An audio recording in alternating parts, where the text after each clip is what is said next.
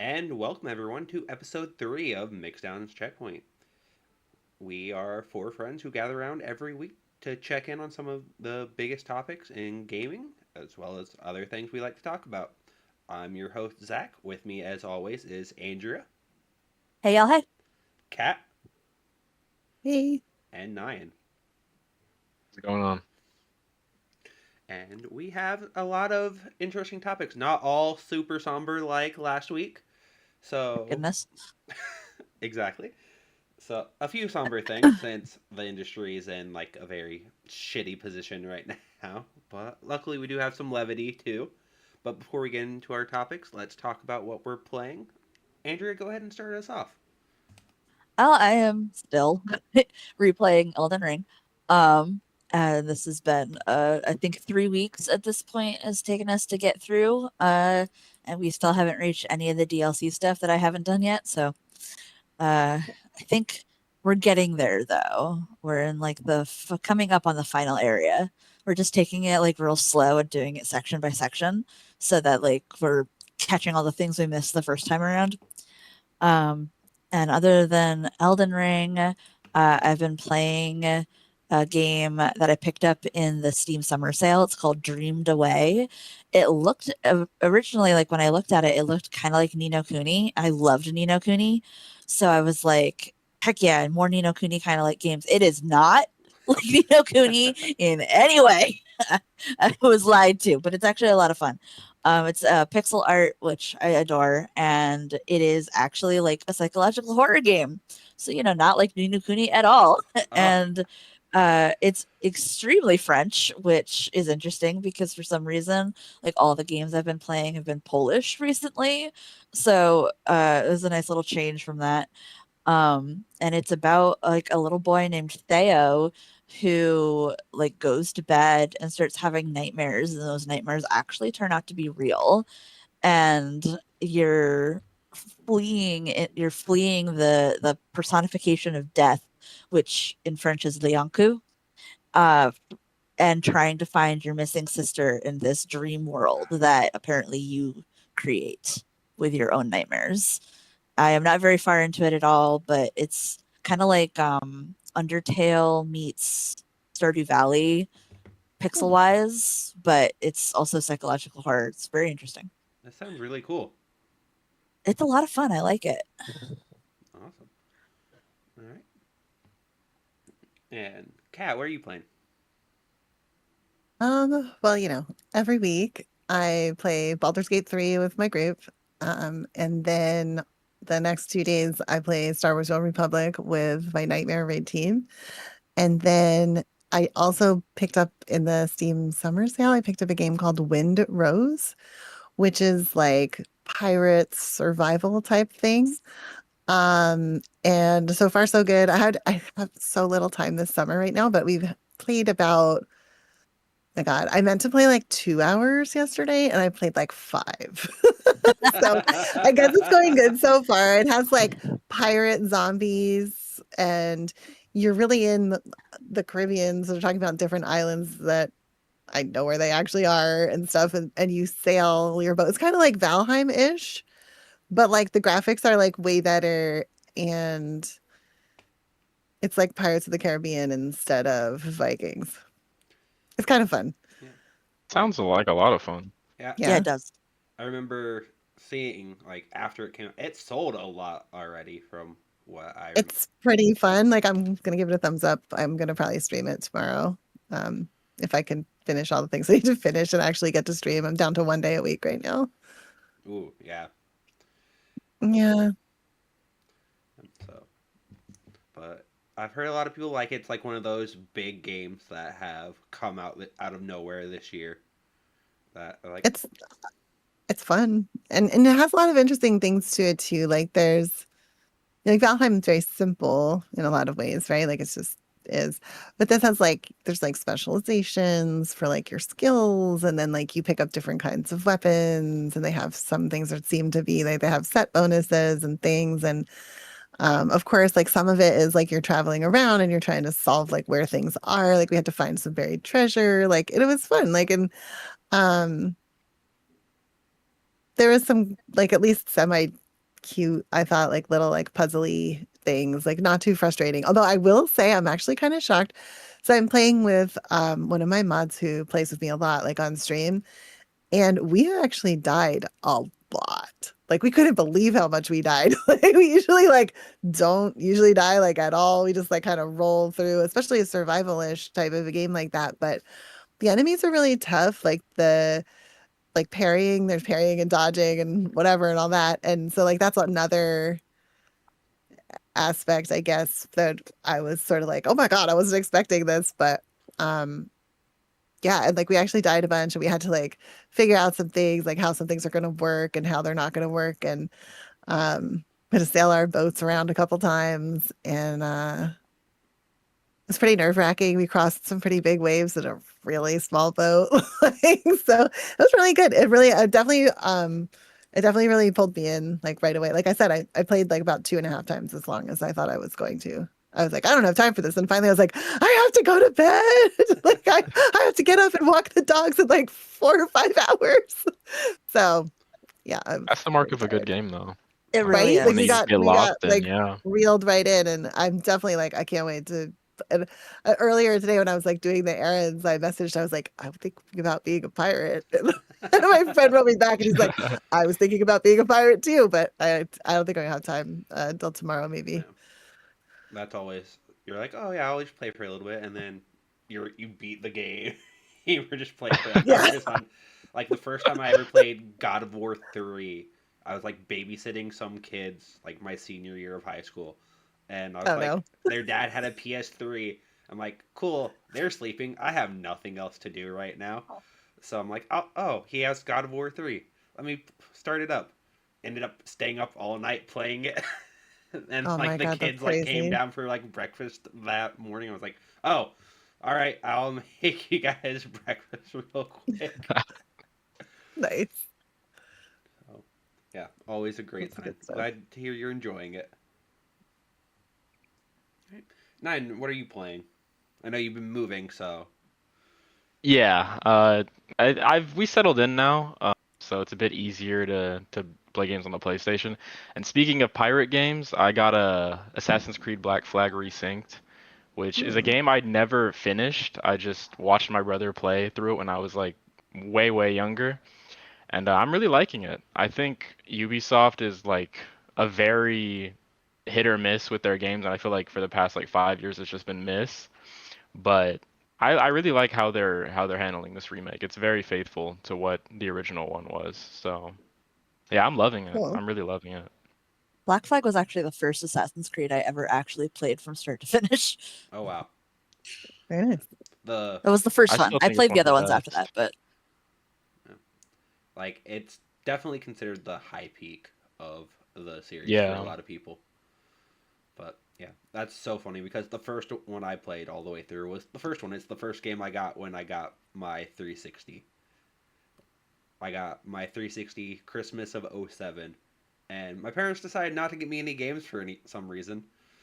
So Oh boy. we went to Family Video immediately oh my after god. we were done opening presents since they were open on Christmas, and that was the Nice. first game I knew I wanted to play. So I got it and then played up through all that during winter break that Christmas. A lot of fun.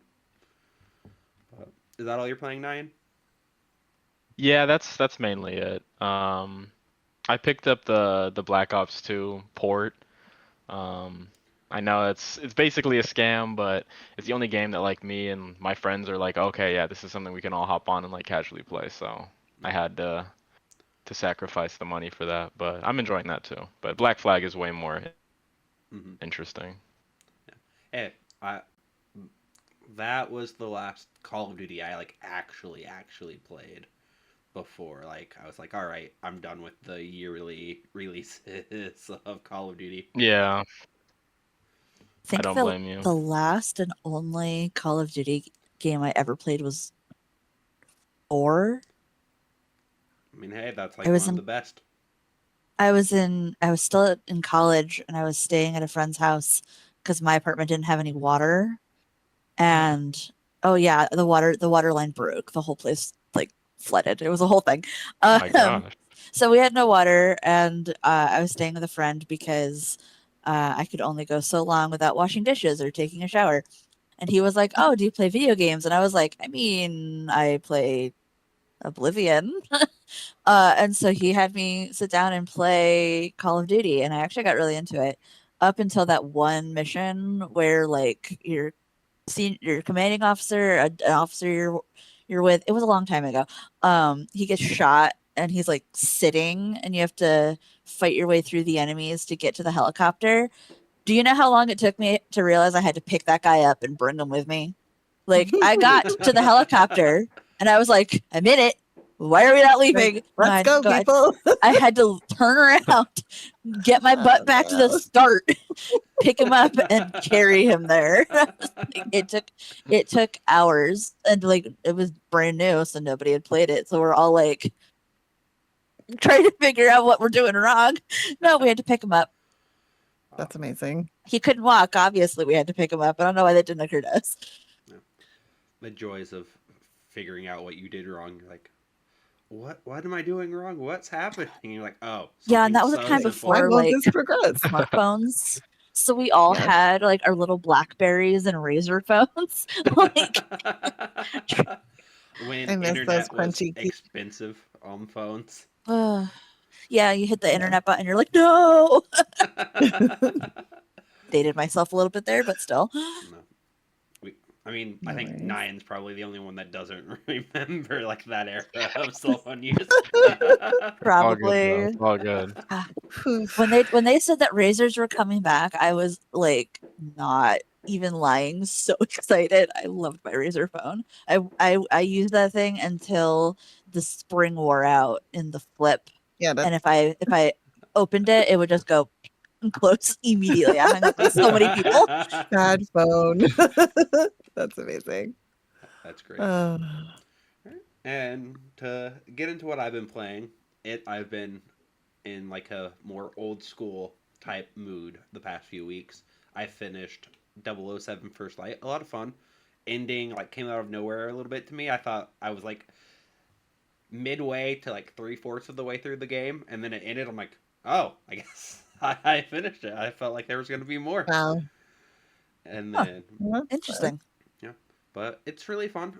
Oh, really enjoyable. It's great to see IO do something different than Hitman, but still keep that DNA, but make it way more story focused than the Hitman games are. And then, Yeah. like I said, I've been in an old school mood. Star Fox just came out recently. Star Fox 64 is one of my favorite games of all time, probably in my top 3. And so before that came out a few weeks ago, I went back and played through 64 again, and it's so much fun. And so I was like, all right, I'm back in the mood. I'd have my skills like back up to tackle the remake. And when the remake came out, it's just as fun as it was when it when I played Star Fox 64 as a That's kid. awesome. When I played it a couple weeks ago, and a lot of Yay. people were freaked out by the character designs, but I like them. Like you get used to it very quickly, and just the amount of detail in these new cutscenes is so crazy for a Nintendo game. Like you watch these cutscenes and you're like, wait, Nintendo made this? Like just the Oh, staging of the scenes, the actual acting, just like how it all like plays out is so like different from anything that Nintendo usually does. And I find that so cool because you wouldn't expect like this much detail in like a Star Fox game of all their franchises. Like you would expect it maybe in like Fire Emblem or the new Xenoblade that's coming out. But no, to do this for a classic game is incredible. Like oh hey, here's this game you've played 3 4 times maybe if anyone who had a Wii U. Not many people played Star Fox Zero, and like seeing like one what's considered one of like the best games of the 90s. One of my, like I said, one of my favorite games of all time. In like this high fidelity new way. It's so cool and it makes me It happy. sounds like they not only did like good fan service, but they made it such that they would create new fans. Yeah. Like they didn't just like kind of half-ass it. They really like put some effort in, which is nice. Yeah. Like Star Fox has been like one of their franchises that has never like taken off aside from 64. Like all the other ones have been like very hit or miss depending on what you want from the game. So it's like, oh, why do they always just go back to Star Fox 64? Because that's the one that works the best. And hopefully this actually gives new life to the franchise and they do something new or remake Star Fox 2, which was like a canceled game for the Super Nintendo that they eventually released when they did the Super Nintendo Classic. And like it would be very cool if they actually continue this in a way and not, this isn't just a one-off. But aside from that, I also jumped into Black Flag. As I mentioned earlier, the first game I rented for 360 when I got one was the first Assassin's Creed. The last game I ever rented was Assassin's Creed 3. So, and then went to college, so I never actually got to play Black Flag when it came out. Way too Oh, busy. really? Yeah, way too busy, focused on school then. So, it was I fell off of Assassin's Creed from like Black Flag through Syndicate. So I missed like that, Unity, Syndicate, the other smaller ones, and then came back with like Origins when they revamped the series into like the RPG. And like you said, Nyan, it's a lot of fun. Like I'm not the biggest boat fan in games, Me so neither. a lot of games that have like the ocean combat and things like I'm like, this isn't my favorite thing, but I Sid Meier's Pirates like changed a part of my soul.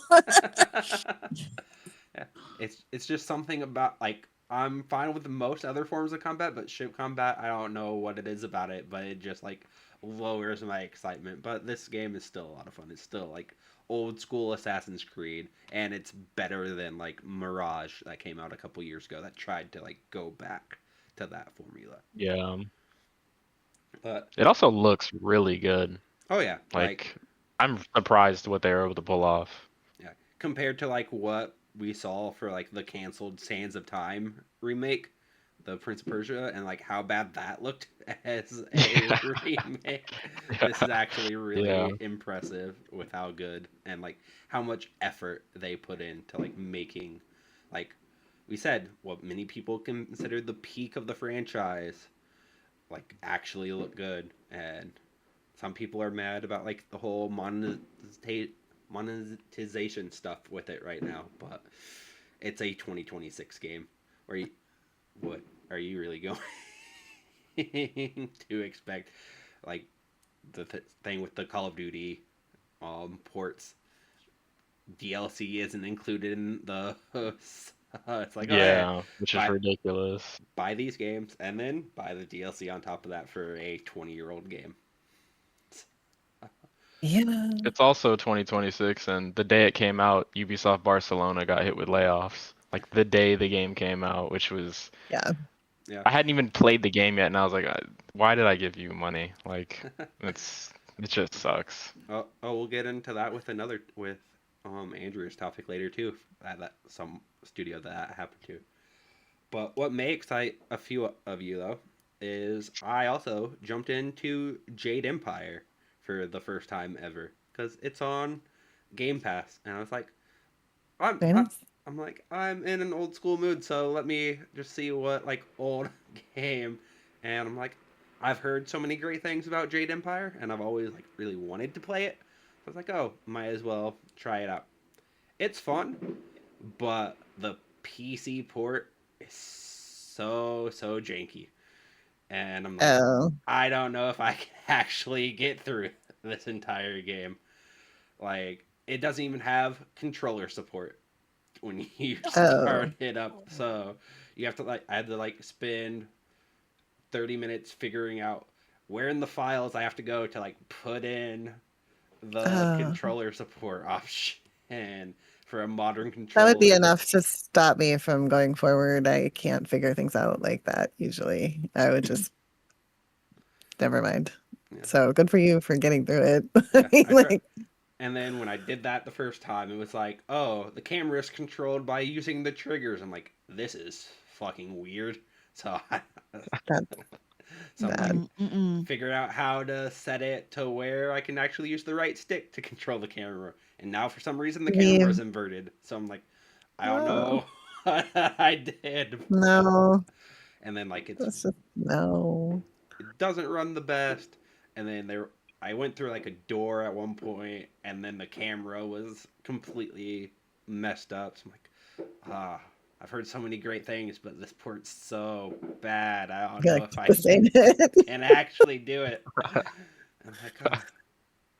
So I'm like, do I just go find like a OG Xbox and like buy the game and a console Maybe. from 20 years ago to get to experience this, or like find the mobile port, see how good that is. So we'll we'll see next week if I continue on with it, but had Mhm. a few issues. Sounds like. But speaking of going off of possibly buying an old console and a physical game, that gets us into Nyan's topic this week, and probably the biggest topic in gaming in a long while. So go ahead, Nyan. That was a very beautiful transition. Yeah, so physical media is dead, and Sony put the final nail in the coffin, starting in January 2028, and it sucks. It really, really sucks because now they're going to be able to charge whatever they want for it. They have a horrible refund system on PlayStation, and that's it. Like we're we're cooked. I don't know what else to say. It's just like I feel like everyone who, as soon as they heard the news, they knew like this is actually like really bad. Regardless of how many people are actually buying digital, like it is a huge difference. Like there are more people buying digital, but there's still a lot of people that like building physical collections of things, and just to cut them off just to save money and because of greed, it just sucks. Yeah, It's so crazy too because you think like, I mean, quite honestly, I feel like that's just like a lack of imagination on their part. Like they don't have to make a warehouse full of those. They could just take the order, press them, and send them. You know what I mean? Like I think it's probably partially like they don't want to hold inventory, and like, and I get that, like as a business person, you don't want to hold inventory, but I feel like in today's world, they could press them as they were sold, and people would still be able to get the things, and all the collectors and whatever's would be super happy. And I think there's a lot more of those people than they think they are. Like definitely. I don't know. Yeah, like as someone I do who, miss getting the games. yeah, I miss it already. like as someone who's been basically all digital since like 2015, 2016. Like I even have the digital Same. PS5. I'm used to like getting my games digitally.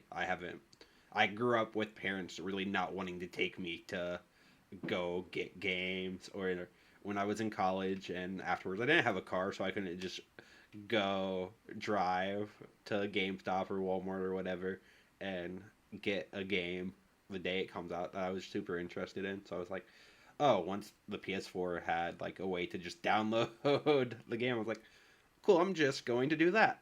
Because like as a kid, when I had games, I had like a big physical collection. Now I don't want to collect anything. I hate having clutter and like stuff all over my house. So I'm like, all right, let me just. I'll have a giant digital collection. I have like over 1,000 games on my PS4/5. So I'm like, if I had all these physical, I would go crazy having all these cases everywhere.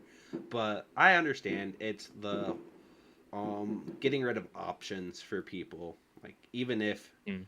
you sell 99% digital, like there's still like a market for physical games, even if it's more boutique or niche for people. Like look at Nintendo and how they're handling physical. Yes, they have the key cards and things like that, which aren't really physical games, but they also have like, oh hey, physical games we're still going to do them, but they're more expensive than our digital copies. They're $10 more. Well, I think they could probably do that, like make it premium and people would buy it because they like it. One of my kids is a collector now. I'm like, oh no, this is terrible. But like that is escalating. But like that's his thing. That's like the only thing he wants. Like if I'm like, what a, Christmas, birthday, whatever. Um, and now of course that leaves it to me to track down like some obscure titles of anyway. But that's what's happening. You're like, oh, like I mean, I have books. That's what I have behind me. But like in his room, he's got a shelf that's not as big as this. My God, no. But it's like, he's starting like a shelf and it's got the cases and the things inside and the book of the game and all the other stuff that, you know, I guess it's not gonna be a thing anymore. Yeah. So Like I've seen reports because we are now so much further into it than what we would have been last week if we recorded. But like they're going the factory that where they make all the discs, they usually do like 600,000 like per day or something like that is what I saw.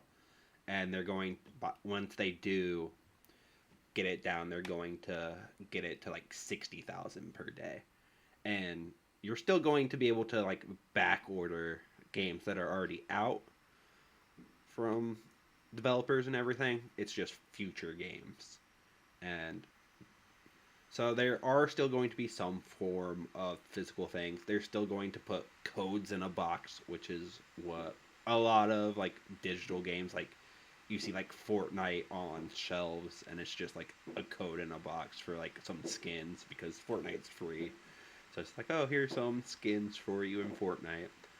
And that's probably what GTA 6 is going to end up being when it gets a physical release, whenever that is. So, we'll see. But they're getting, whether it be attacked by the vocal minority of fans or like all these other random companies that have been like dunking on them on social media. I saw like Domino's say something on God, social media about it. I'm like, that's just crazy. But that is. the outrage is something I don't fully understand. Like, there are people who are like, oh, cancel everything, do this, do that. And it's like not going to work in the way people expect it to. Because gamers complain about everything, even when they're right about the topic. Like, this is a perfectly fine thing to be upset about. But the way some people are acting like this is complete doom and like, oh, time to just move to PC. And like, PC is fully digital and has been for Yeah. like 20 years. Like, I can't remember the last Yeah. time I saw a physical PC game since I was like a kid. And I think the last physical PC game I ever bought was Oblivion, Elder Scrolls 4. yeah, and what, that's 2005, 6, something like that? Oh, 2004, okay. Yeah, so it's just like and like how splintered everyone is. Like with, I saw people on the internet like complain about um this and then be like so excited about the Call of Duty games. Yeah. You just spent the last week complaining about digital games and now you're like, oh yes, a digital game that I want. I'm gonna get it. I'm like, this shows like that's part of the problem. Like, you're showing them as a consumer this is what you want. You're like, I'm fine with buying a digital game. You're not like, oh, I'm not just going to buy a digital game and wait for it to become physical. Or like the stats people have been showing, like that includes like, oh hey, this Uncharted 4 sold like 80% physical. Yes, that was 10 years ago when like the digital medium on consoles was 10 completely years ago? yeah, Oh, that's cheesy to 2016. use that as a stat.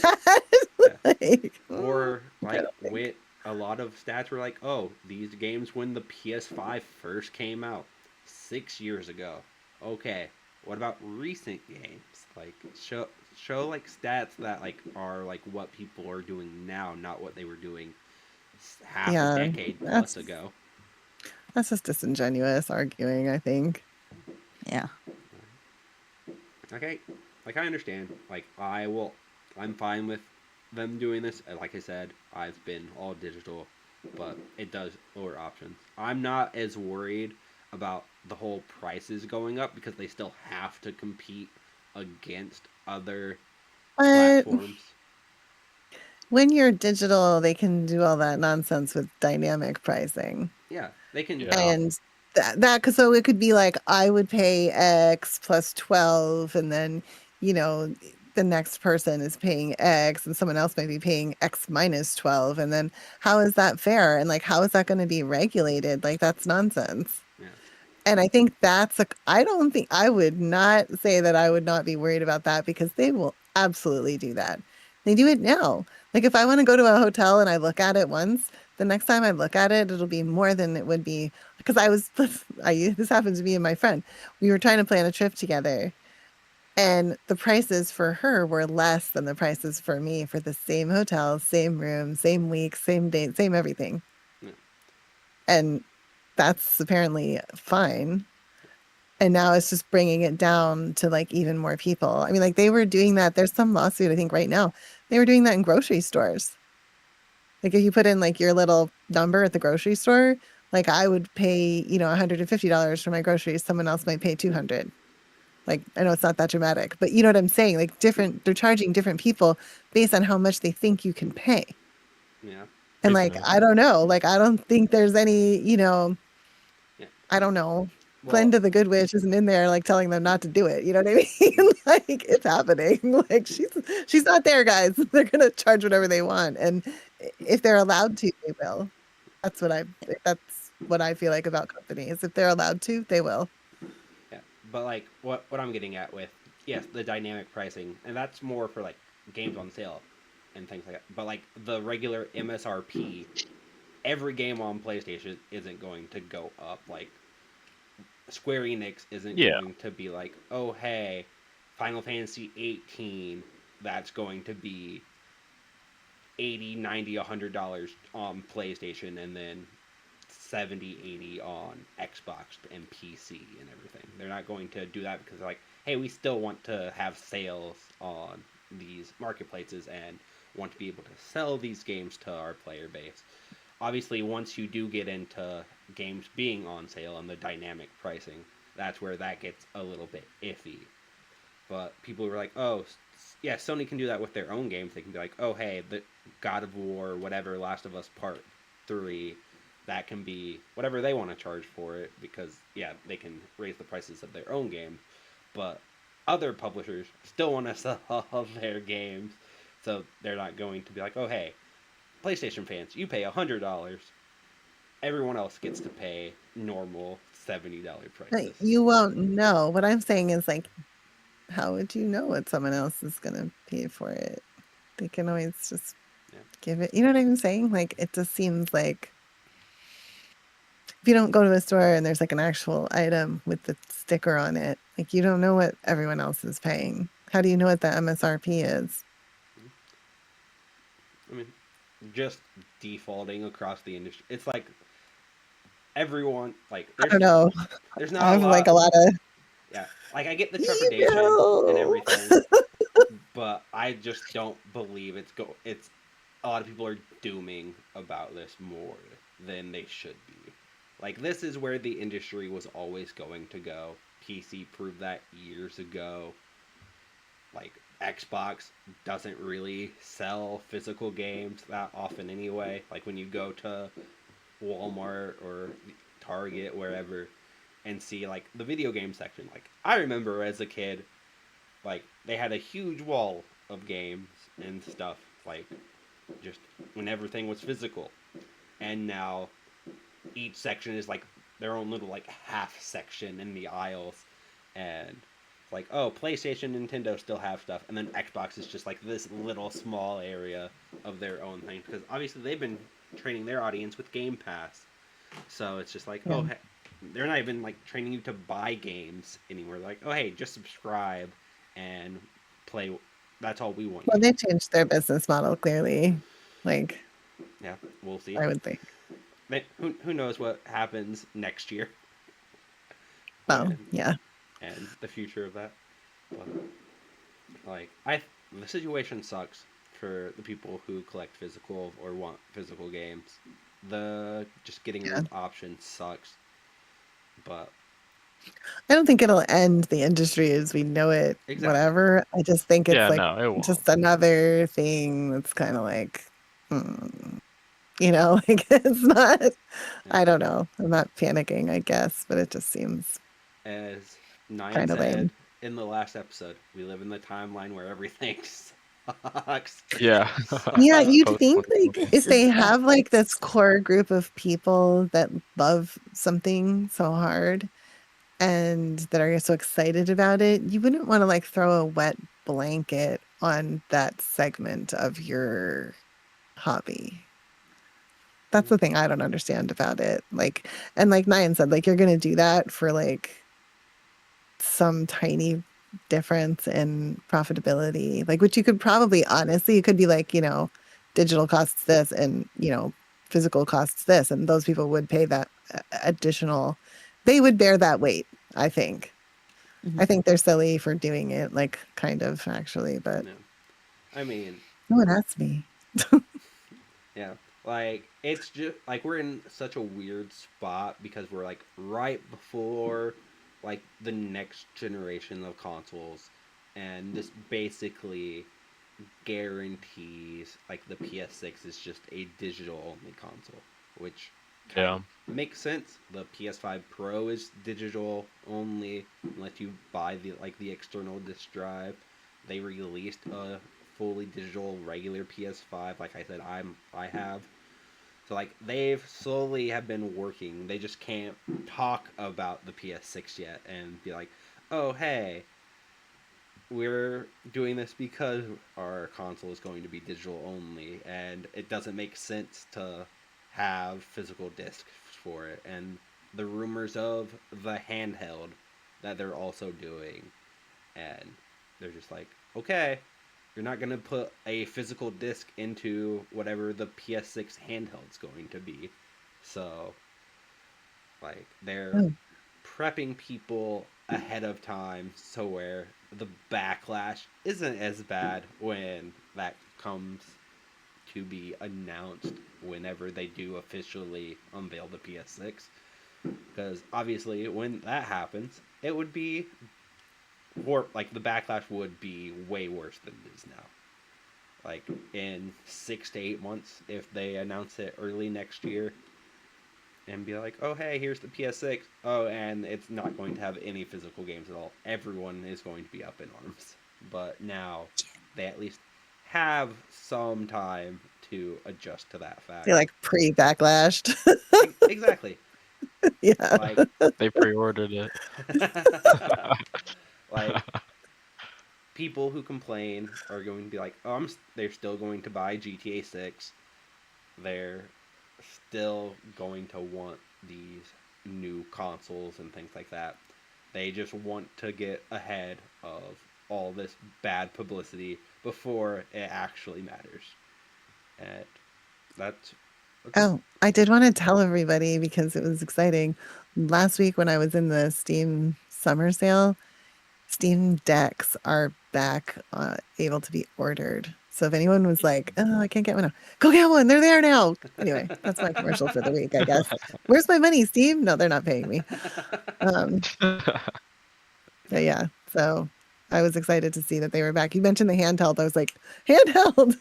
Anyway, yeah, go like ahead. Steam Sorry. Deck, completely digital. The Xbox Ally, completely digital. The Switch, most people buy Switch games digitally, and they even come on carts. And Sony isn't going to switch to carts for their games, because Switch is like not inferior hardware, just less powerful hardware. So like people aren't going to be happy when a Sony game comes on like a little cartridge that can't handle like the like disk space for what their games require. Well, that's what I'm kind of wondering about. Like with all of the pressures in the market right now for like the pricing of like the chips and the storage and everything else, you think there's going to be any motivation for like the studios to actually try to compress the games better? I feel like a lot of them are like totally on like, we don't care if it's, 200 and whatever, like I wonder if they'll like try to help us out a little by optimizing better. I've heard that they could optimize those games better a lot of the time and they just don't.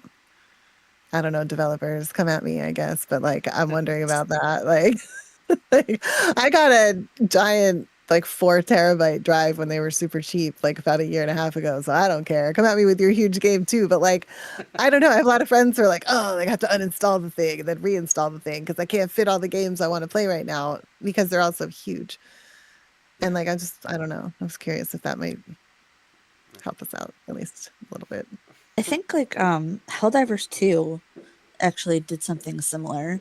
Like it was a huge game, and then I think at the beginning They of this optimized year something. they Yeah. optimized something, and you could have it shrink down so it was less Mhm. huge. Yeah. I Oh, don't know yeah. what the two sizes were. Yeah. They definitely it went down a lot from what I remember though. I don't Yeah. It was like I think we lost like 70 gigs worth of That's awesome. space, which was nice because I I have had a friends talking about playing that again, so I could perhaps jump back into the Helldive pretty soon. oh, that'd be cool. Like we should play together because I still play like That every would be day. really fun. Yeah, no, awesome. I'm not a great Helldiver, so I probably end up, bombing our own team, but it would be fine. It's okay. Sometimes my husband and I kill each other on purpose. This is democracy. Kick somebody off a cliff. We have like a family group sometimes that we play together with, and like one time we had to put like the backpack bomb thing. We had blew up my The hell husband bomb. with it. Oops. Yes. They're like, sorry, Eddie. Detonate. Anyway, it's a good time. It's a good time. Yeah. But like what I've always heard about like development is just like, oh yeah, we can do these new things, but developers are creative and they just keep wanting to do more and more, and that's why like, oh hey, this is like, oh hey, we have this much space now. Let's do what we can to take up as much space possible. It's like when I was at Summer Games Fest and I was talking to a developer and I was like, "Hey, is there anything you wanted it to include in this game, but you couldn't because of like space, time, etc." And they're like, "Nobody wanted to put everything in here." And once we did, we were like, "Let's put even more in here." Wow. It's just like they want to do as much as they can. So like this was even a thing with like between PS4 to PS5 and for cross generational games, and Mm. you're like, oh hey, here's the PS4 file size, here's the PS5 file size, and it's like usually yes, the PS5 file size is smaller because they've improved compression for PS5 titles compared to PS4 titles, but it's usually like a very minuscule difference, like PS4 file 25 gigs, PS5 file 24.3. Yeah. It's not that big of a difference because they're like, oh hey, yes, we can compress easier, but that's not really what we're focused on. We want to get as much into this as possible. But it could That's change funny. with a full digital future of making when that's the only way to have games. You're like, okay, now we have to actually think about space and everything. And with how prices are for components nowadays, what is the base hard drive size of the PS6? The PS5 Yeah. had a very like 600 gigs of space when it came out, and that gets eaten very fast nowadays. I was gonna say there's no way It that can does. feel sufficient. Like it just can't. Mm. Yeah. How many games do you keep local? Like Um, typically, I'm the one who I don't really play a console too much, which is why I'm asking all these crazy questions. But I feel like it doesn't seem. I mean, that's probably like 3 to 4 PC games. well, Like that's Yeah. it.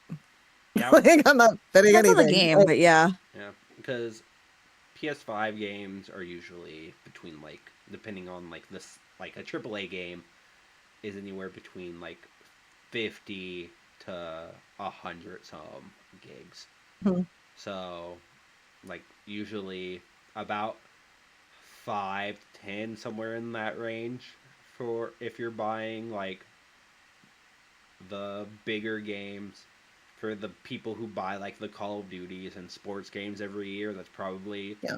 the yearly allotment to your storage is So like, I'm curious then, because like, and then that's the other thing too. So I was saying, like, so I have some friends with PCs that like are constantly, uninstalling and reinstalling. And is the system fast enough that you can just quickly do that? If you're like, well, I want to play Call of Duty today, like, can I play it? Like, how long will it take it to download? always depends on your internet. Um, Okay, so Yeah. it's local, so it's not like they're pushing it at a certain amount. Like, it right. will just be like your own speed. Yeah. Okay, well, that's good. Like I remember years ago when I downloaded Red Dead 2 to try to play it at midnight when it came out, and Hmm. I had very Yeah. shaky internet, like 25 megabytes down, Like, and like, it's like, no. oh hey, your game will be ready to play in 11 hours. I should say like Oh my tomorrow. god. And like now I I have can't. over a gigabyte of internet down, so we have fiber, Yeah. and it takes like Yeah. 30 minutes to an hour for Hmm. some of the bigger games, so a lot Yeah. faster. And I remember as an older teen, early 20s, I had a gaming laptop because I was moving back and forth between college and my parents' place, and Sure. it was just easier to have a laptop instead of having like a big old desktop. And I got an Alienware because I still gamed and stuff. I used to take my laptop to my friend's house who lived in town or in the city because my parents, up until literally 2 years ago, still had DSL. oh my god. Wow. Uh You're huh. like, you're living in another century. Yeah, Like, and so my parents were consistently like, "Oh, how come we can't watch Netflix? How come we, and I built my mom a gaming computer because like she was the one that I played games with when I was like very small, and so I built sure. my mom a gaming computer for Christmas. And now I mean, this was obviously after they got the upgrade, but beforehand, she was always like, "Well, can I use your Steam account to see what like kind of games that I might like?" And I'm like, "Sure, as long as you don't try to download any of them. Like, you're not going to be able to use DSL. Like, come on, mom, you can't download anything on that." But really, like That's 5 days wild. later, Yeah. And like that's another big concern for like places that don't have the best internet for these consoles. Like, yeah, we get to That's true. live somewhere privileged enough to have really good internet and like have good internet infrastructure. But does Yeah. everyone in the world have good internet infrastructure? Probably not. So No. it's going to be a lot harder in places where internet's worse, plus the economies are worse than ours.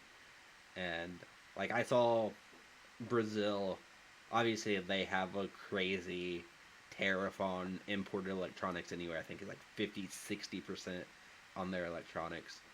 And the PS5 is like $1,400 or something there.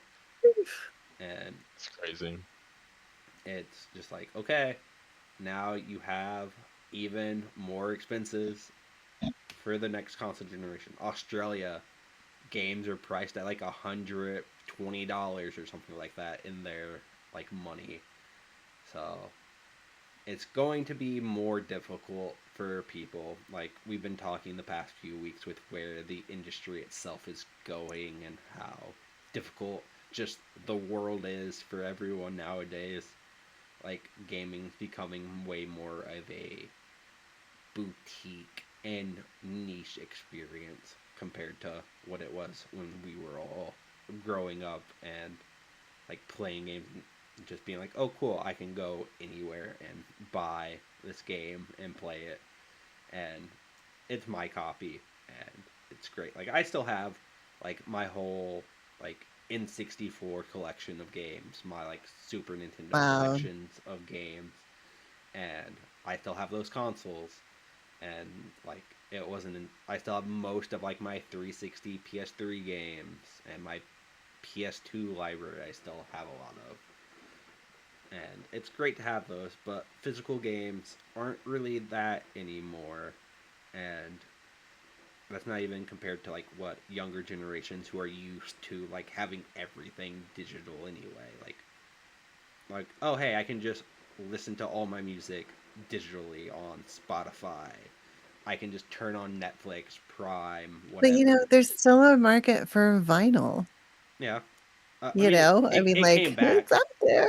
It It's out did. there. It really did come back. Yeah. It's like, Yeah. but now, now it's a collector thing. So like maybe it'd be like a similar thing, like limited edition. Come get your Yeah. whatevers. I don't even know Yeah. Like it how you won't. I could will even plug say it is in. like, sorry, I will say as like a child of the 90s, that on the one hand, even though getting rid of all physical media for the PS Sony stuff is not good, that like I have vivid memories of being unable to finish games because like this copy that we got from Blockbuster was scratched to high heaven, and sticking it in That was the the worst. PS2.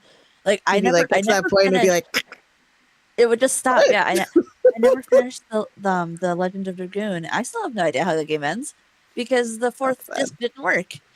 Yeah. Uh, and everyone is like, "Oh, just get a different copy." But like, there wasn't a different copy. That was the only copy that was in town, and there was digital didn't really wasn't a thing then. So like having that removed as a problem isn't necessarily a bad thing, even if removing all physical media is pretty necessarily a bad thing. Yeah. Like I had that issue with Black Ops 1 on 360. Mm, That um I had to buy that game 3 or 4 separate times because every Jesus. disc I had No. would crack eventually, No. and I was like, Crack? yeah, What? the like little center area of it would just like crack, and I'm just like, what's going on? And my like parents would like get mad, like, why do we have to keep buying you this game? Because like I Oh my God. grew up in like the Call of Duty generation of like this is all my friends play, so just like, hey, I'm playing Call of Duty every night with my friends, and then I'm like, hey, my game's not working anymore. I need That's another copy wild. of it. Like, That would make me angry as a parent. Like just like I would buy the game again for sure, but I would also be like, these bastards. Like, what are they doing? yeah, that's why I eventually got like one of those like CD sleeves to just put all my games in, Mhm, so I never had to like put them all back in the cases and anything. So like mhm. maybe the cases and the little like button you have to like push Oh, like yeah. was causing it. But then my parents were like, Yeah, we had like books of those, like the game. I still have them downstairs, like all the sleeves of the different old games are in the. My son's like, well, where are all the cases, Mom? I'm like, I don't know, because he's the collector. He's like, "Oh, I need the cases. I'm like, they weren't important then. I was like, get rid of this clutter. Like I've moved house like 6 times since then. Like, get out of here, kid. Like, all right. anyway. But with PlayStation bad news, let's move on to some more bad news and an actual like update on one of our topics from episode 1 with Andrea. Go ahead. So yeah, there's a couple of baffling choices going on in the world today. um, and there's a lot of website news articles about it right now. But like we've been talking about how, there's so many layoffs, so many interesting choices with the Xbox things, and now we find out, like, literally days after hearing about all of the Xbox layoffs, like with Obsidian and the Bungie stuff and just all of that, that the Xbox CEO Asha Sharma just got tapped by the Federal Reserve to like help head up a job, like help head up like a job task force on trying to make jobs for the American people, because we're in Isn't it a like stabilization or something, right? Like, yeah. isn't that part of the title of the thing? And it literally came after like somebody went through and did all of the math and found out like how many jobs just got laid off from Xbox and Xbox related ventures. Total was over 3,200. And that's And not. she's the person that they tapped to head up a task force on making jobs. What this is a choice. That's a choice. I don't know what kind of choice it is, but it's certainly a choice. Well, And maybe like, they feel like it's stable now that it's just flatlined. yeah, like I have it on my phone. Dude. So like she while I will like while the articles, and I will like it has admitted like the cutting of staff necessarily wasn't 100% Asha Sharma's doing. Like that was something she kind of stepped into. Um, but it is no ads. Ads are bad. It is not.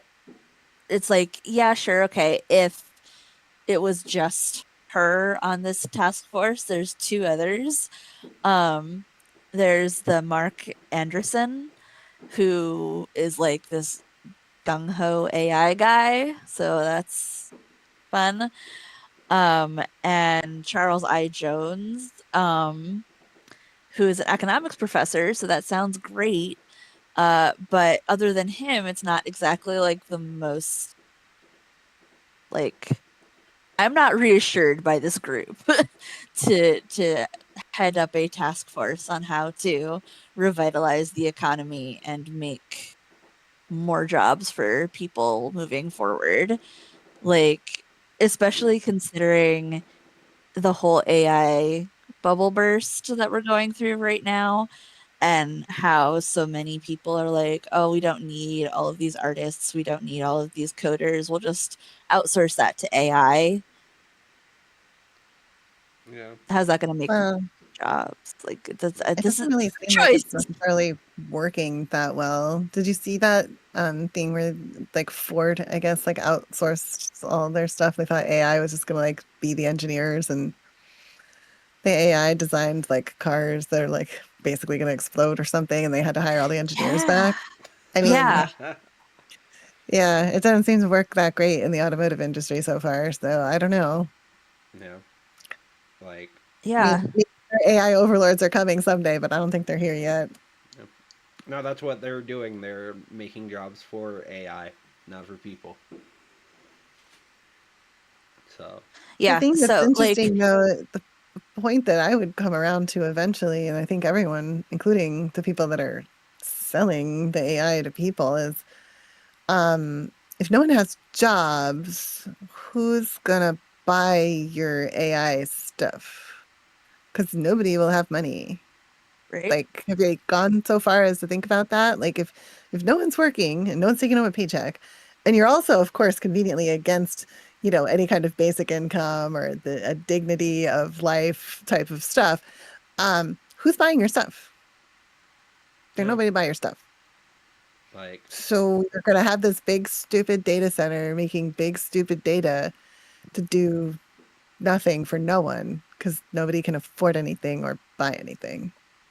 Like, Right. I feel like we really need that economics professor to be like, hey guys, like the economy works because, like FDR, like, wait, let's go all the way back. You got to prime the pump. Like somebody has to spend money.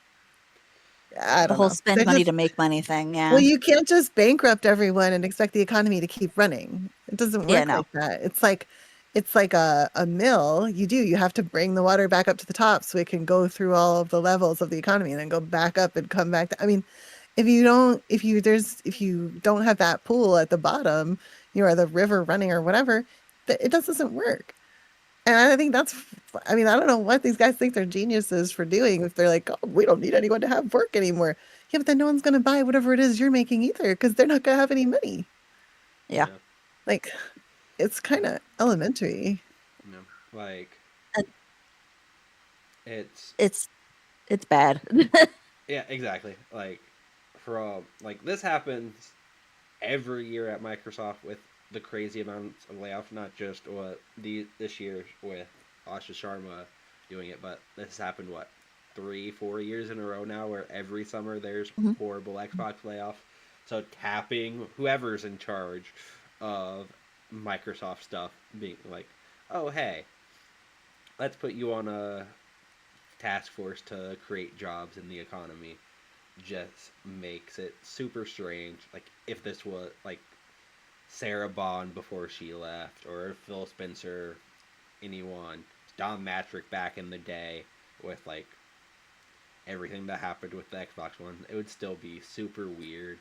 But and these layoffs that happen now aren't even the full thing. There were going to be Mhm. more throughout the rest of the year. I think they said they have an intention of like laying like a second, third wave of stuff throughout the year with even a higher percentage of people. Like they haven't even touched like Activision yet, which I'm sure we'll get just more wrapped up in like, oh hey, everyone here is just working on Call of Duty.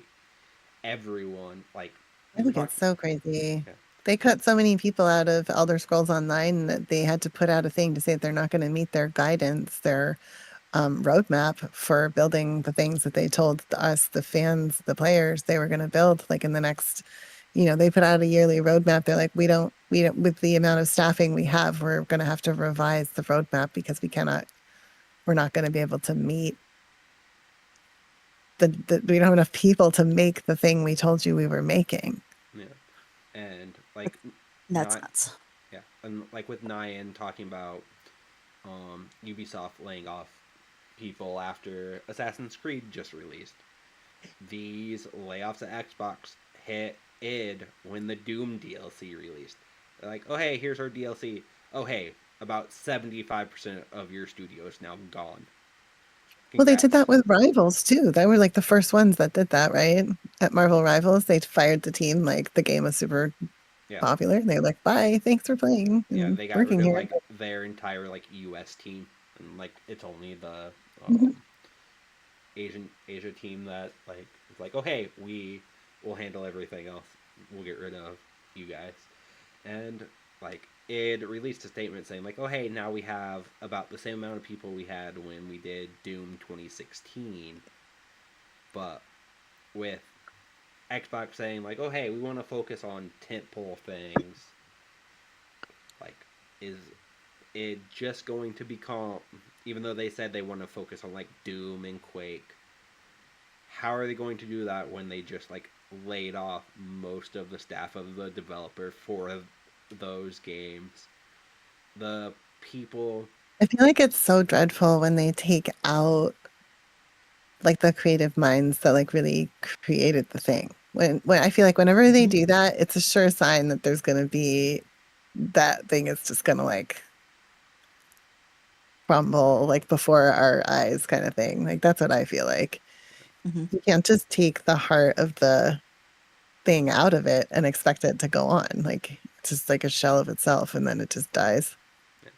it's like even with Obsidian, oh, they're like, oh hey, you guys have to cancel Avowed 2, and now you're making a Fallout game. Cool, Fallout fans are happy about that, but is that now all Obsidian's going to do? Is be like, okay, you're just now making the in between games for Bethesda while they work on their like big mainline entries. Like, cool, we'll get Elder Scrolls 6 eventually, which is like 2 to 3 years out from recent reports, Sure. and Believe that when I see it. I know. I'm like, is it Yeah. though?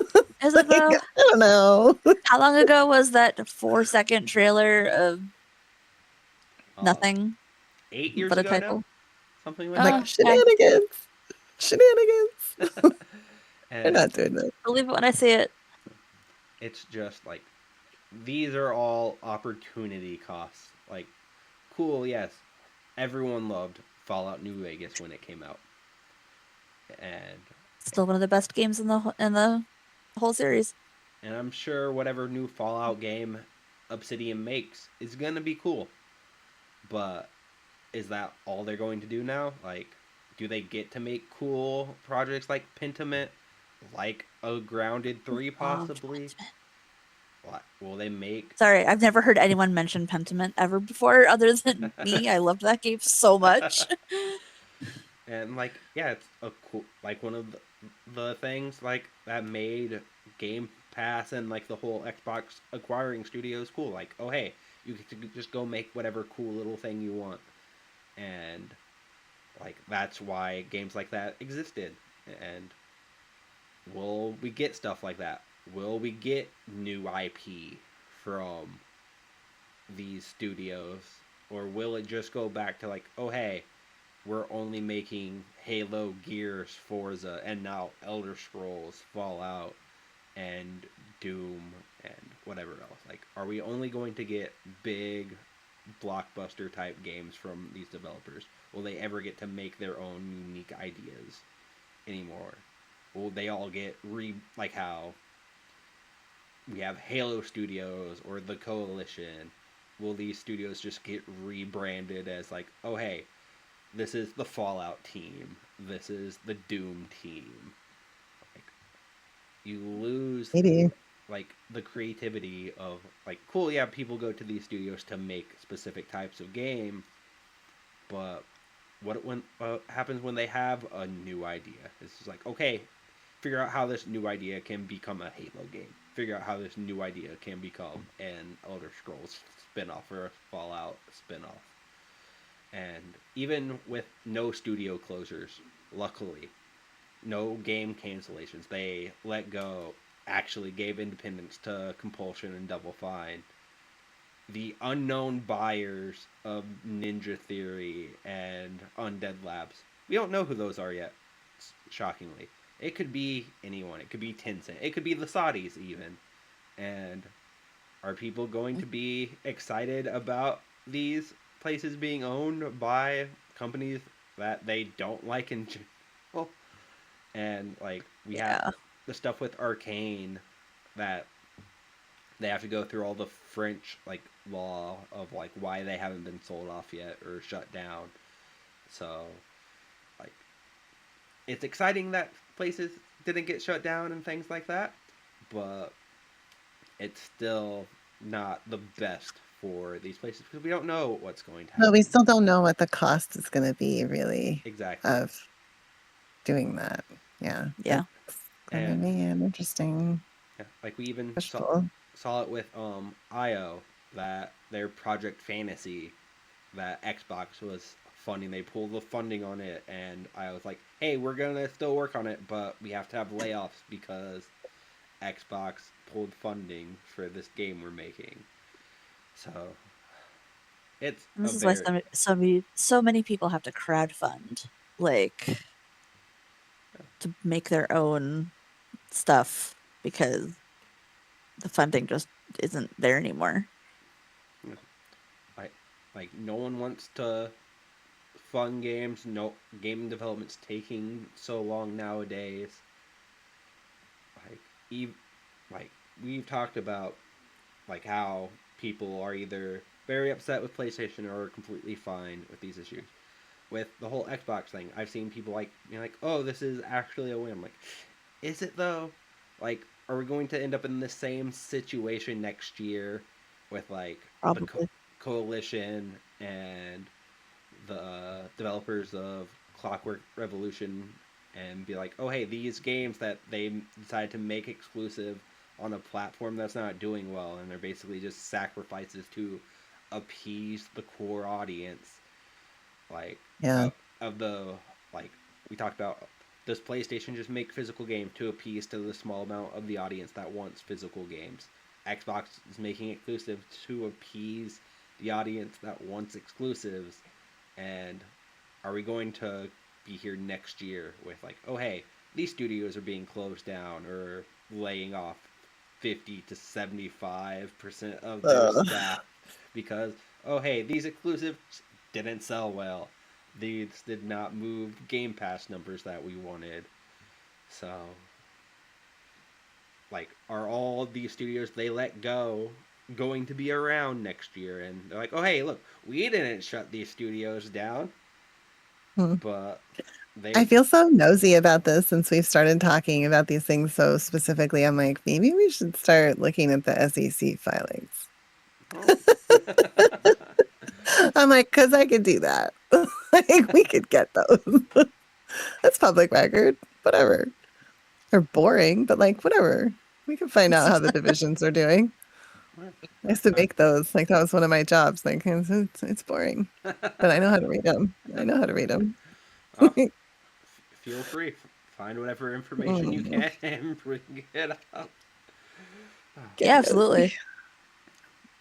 but Yeah, especially because like the one half or well, one third of this is like I don't know. Everybody here knows how I feel about AI. It has been brought up like probably a good dozen times at this point of how anti AI I truly am. But like the Mark Anderson, he's a major AI investor, and I was like looking up him because I'd never heard of him before.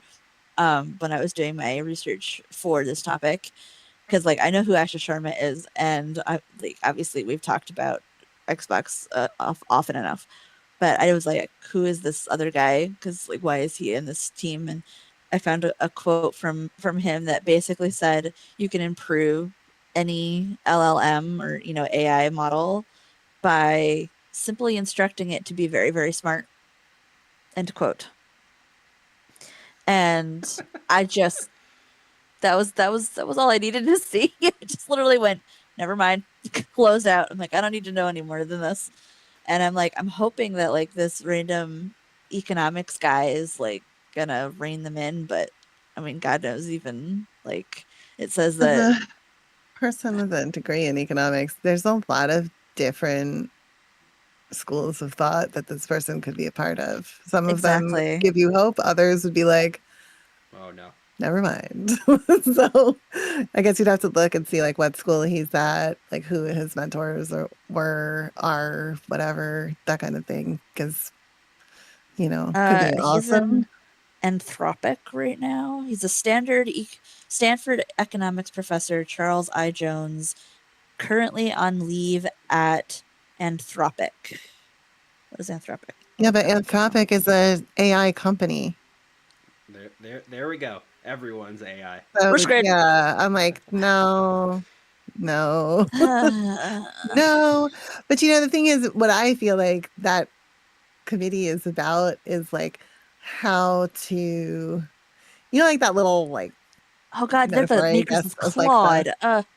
yes, yes. The there's a thing with like the Yeah. frogs in the boiling water, like they don't really realize they're being boiled. I feel like that committee is just to try to make sure that the water doesn't boil so fast, like to make it like, if it's going to be a free fall, like don't let it be a total free fall. Let it be like some kind of a soft landing where we won't notice that we're, welcoming our AI overlords. Like, oh wait, What are you Skynet, doing, you're Dave? here. Like, oh, God. I used to wear a Cyberdyne Systems t-shirt because I thought it was funny, but now I'm like, oh no. Like Yeah, not as fun when I it's should, real. I should just wear one that says Anthropic or whatever the other ones are. Yeah, Can't think of any other names. just reach Yeah, so out, that was ask for like one of their team T-shirts that I'm sure they give out to people. I'm sure they have them. You go to like a convention, you could get one. But yeah, I thought I was so clever with my Cyberdyne Systems t-shirt and oh well. Unfortunately it was forward looking. Just not as soon as they thought, right? Like it came a lot sooner in their timeline, right? They were like whatever it was, like 2000, early 2000s, right? Was Judgment Day or whatever. Yeah. We're about 20 something years too late for that, but it seems like it's on the way. We should be looking out for, the Arnold bots pretty soon. They're all gonna Sorry, have Yeah. long the day. Xbox logo on them.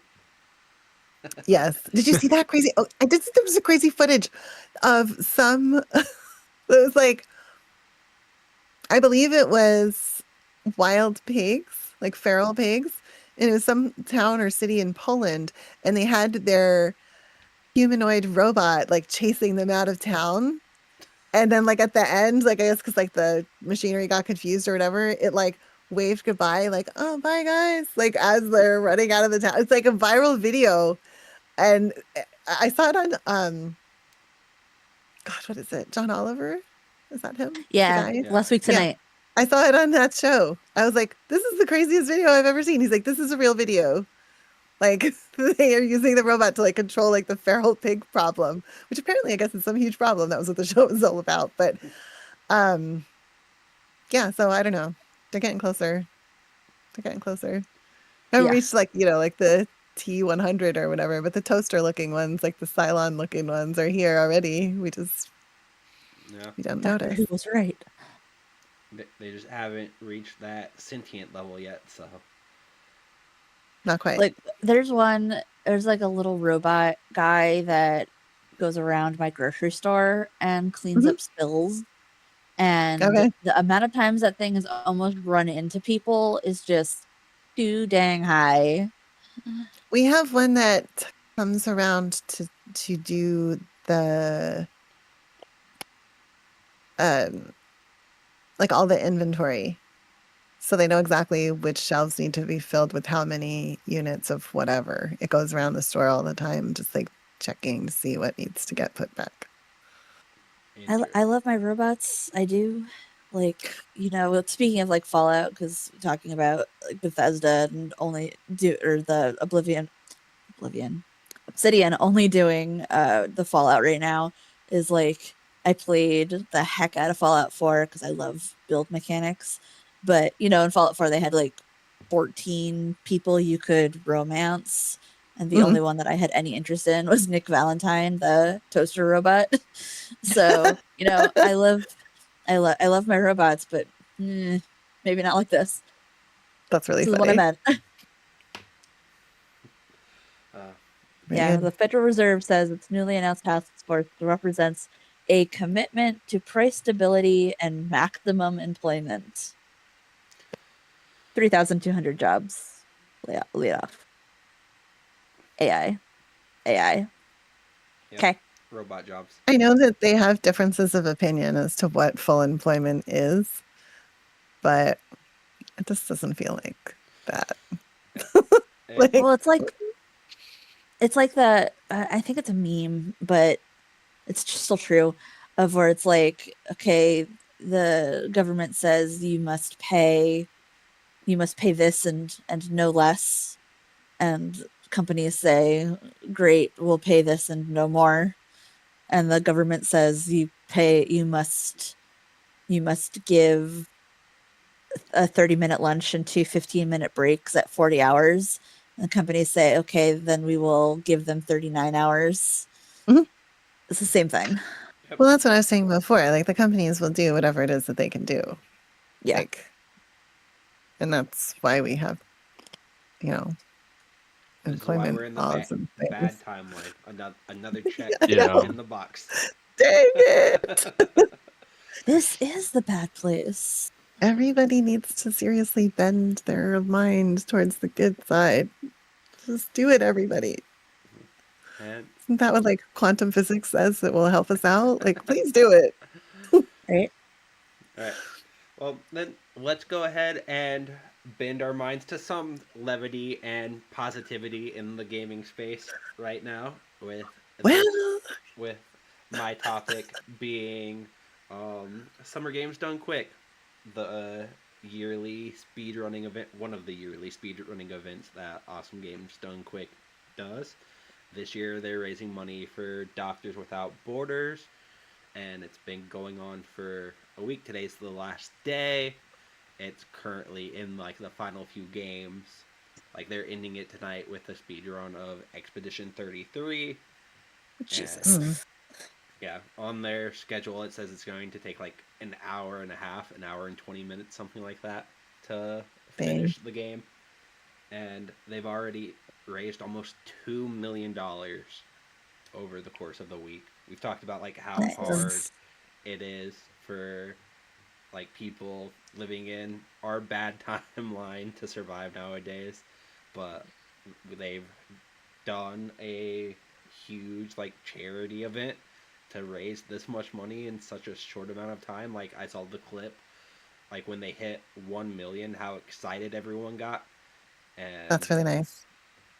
like, and it happened like right before someone like broke the world record for the game they were playing. Ooh.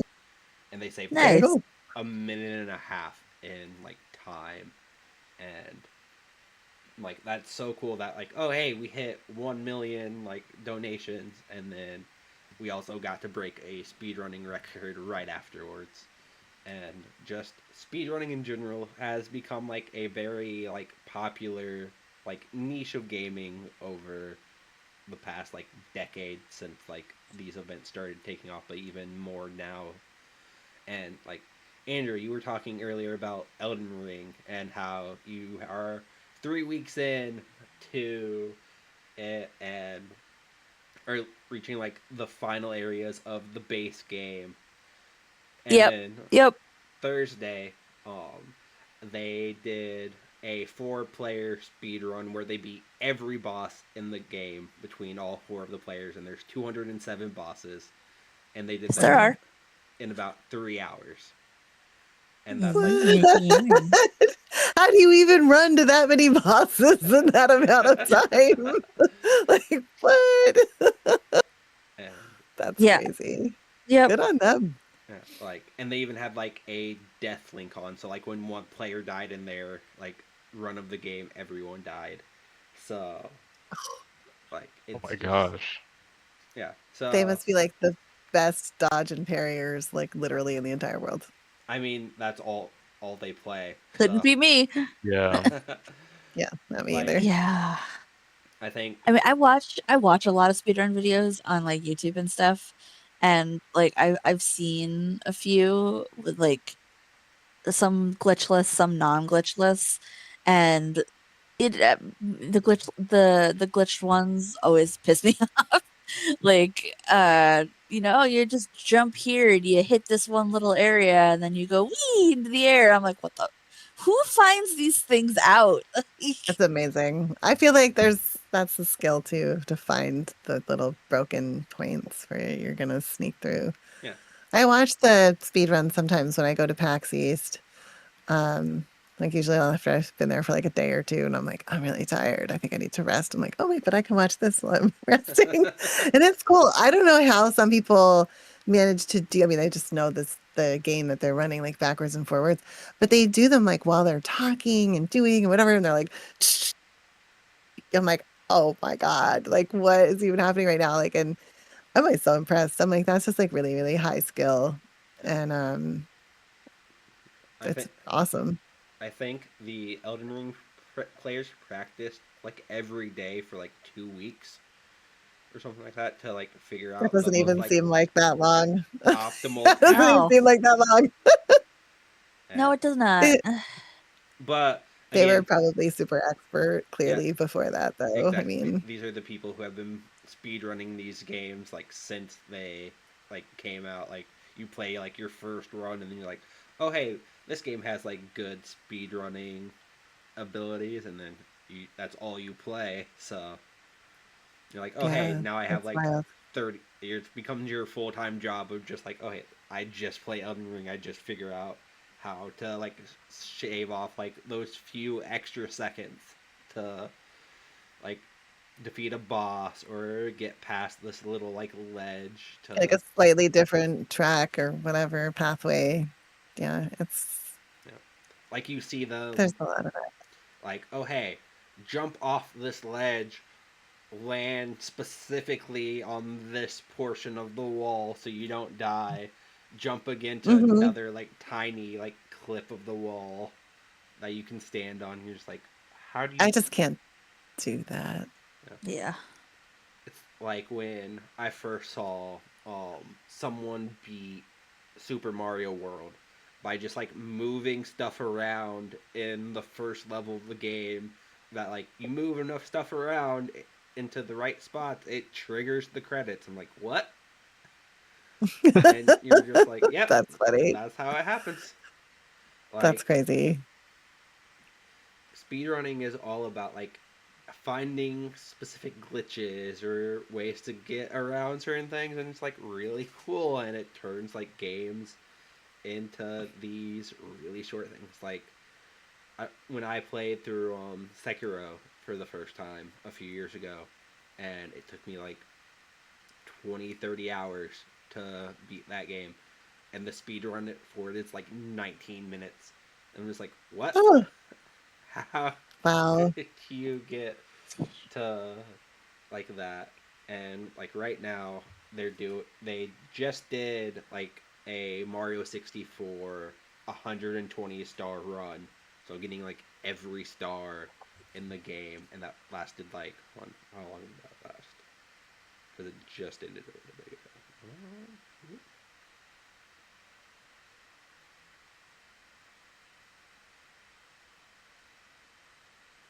It took them 26 minutes. I'm like, Oh, what? I No. just feel like, how can you No. even get to the bosses or complete the levels, let alone like just the transit time is Yeah. that much time, isn't it? Like, what is that? I I mean, don't know. That's kind the of incredible. Mario 64 was like the first like big glitch I ever remember seeing in a game, with like the infinite staircase at like the end and how you can just like back jump your way all the way up it. And I'm just like, Yeah.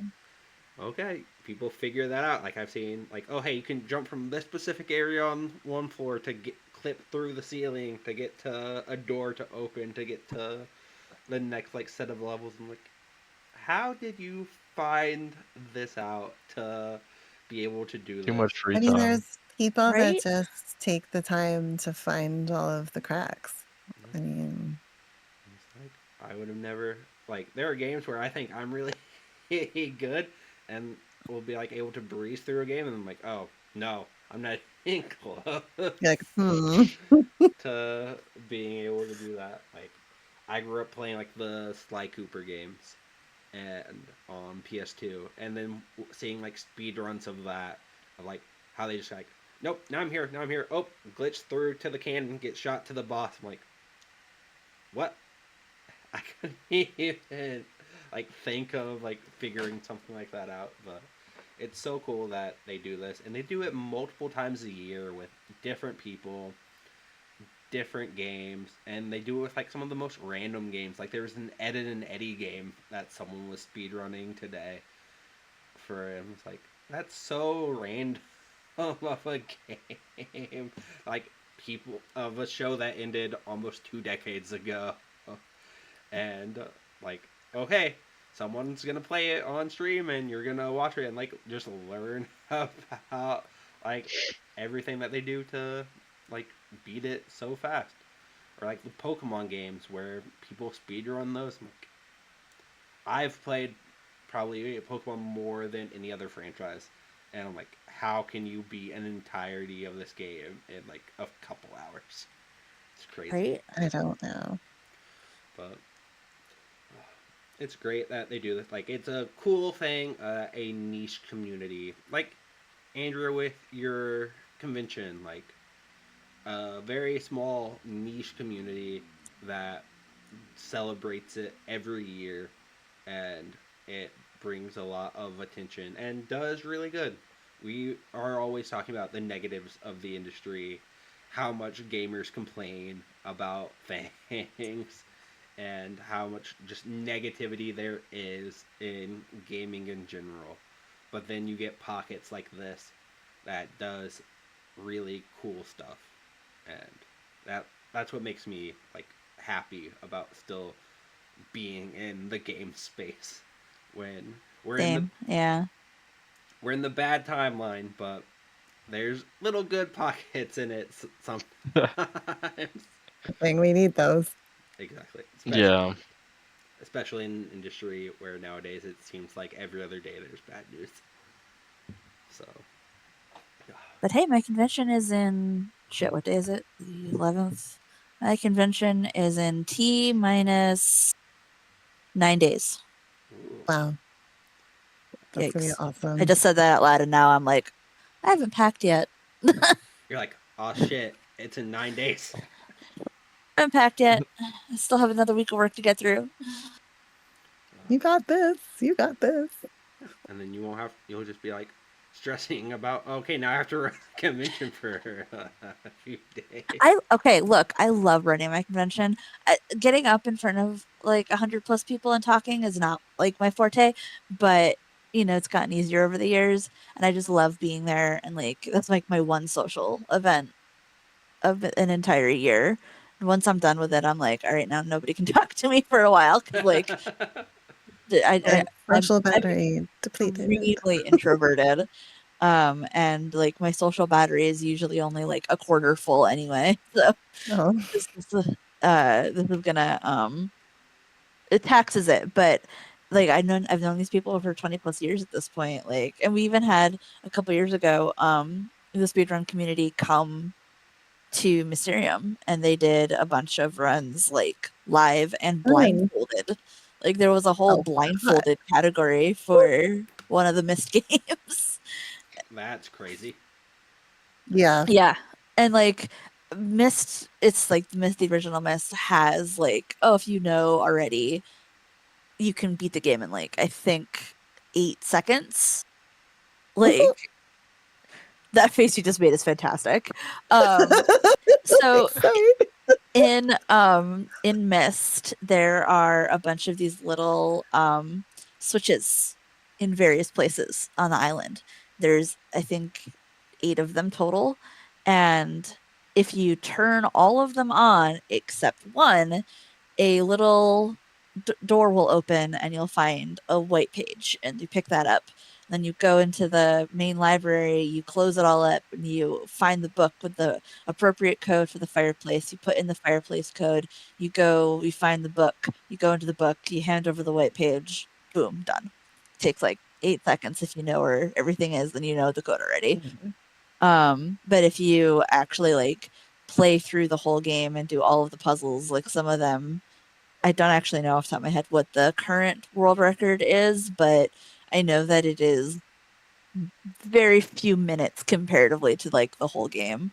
Not and you really can, like, just a normal person can beat the game in like less than a minute because of just knowing where the exit really kind of is. But it was a lot of fun. Like we had Captain Flapjack there and Opcode, and they did a blindfolded run of the third game, and we were all just like, how? Like, you can't wander off things and die. Like, that's not the kind of games these are. So, like, having you be blindfolded is a little less impressive when you're knowing you're not doing WASD around things and you're just clicking.